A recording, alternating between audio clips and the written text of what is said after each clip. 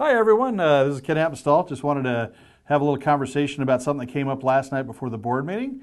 Had some folks come to talk to me a little bit about their concern around cutting of the ESL program. And this is one of those things I've been talking about probably for the last 6 months in rumors and rumor control. And a little frustrating on my part because the poor folks that were there were bringing kids and parents to talk to the board about how we were cutting the ESL program and the jobs that were going to be lost and really the damage this could do to kids. And I will tell you that there is nothing true about any of that conversation. We are not cutting the ESL program. We did make some changes in structure around leadership. And that is really to blend both our ESL and our District 51 learning model together.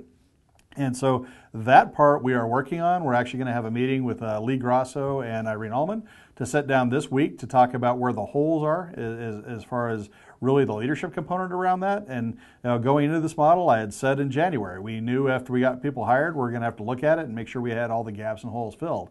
And so we're getting to that point where we have people hired in positions and we need to make sure that we are covering everything we need to. But one of the things that came up apparently is that there was this rumor going around that we were going to change a model to this Westminster model or a interventionist model, which is wholly not true. That was a conversation that was kind of taking place around special education, but had nothing to do with ELL. So, part of that frustration for me is, and we've been talking about this, is if you have questions or concerns, please move those up the chain of command or send an email to me or a phone call, and we can certainly talk about that because part of the thing last night was we had a lot of parents, we had kids who were really concerned that we were going to do damage to their children, and that is not what I'm about. That's not what our system's about. We're really trying to take care of everybody. So, I had heard that actually that had come out of my office. Solely not true at all.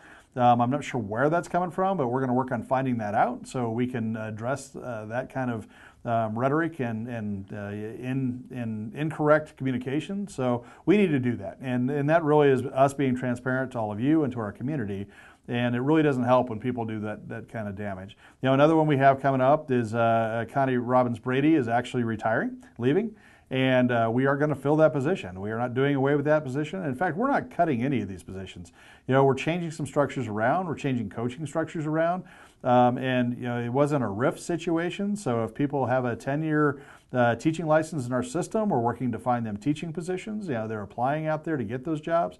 It's really concerning, but I just wanted to address this and get this out there because you don't want these things to grow and fester, and we really want to let our parents know and our kids know that these type of things aren't true. So we know where we're going as a system, and we can be super supportive. So I just wanted to get that out there quickly. It really concerned me last night at the board meeting when I had heard this before the board meeting. I did get a chance to talk to a few ESL teachers that I know, and they seemed pretty relieved that we weren't in fact doing this. So I just wanted to send that out to all of you. I appreciate everything you're doing, but I really wanted to get out in front of this and let folks know what we are doing. So thank you so much.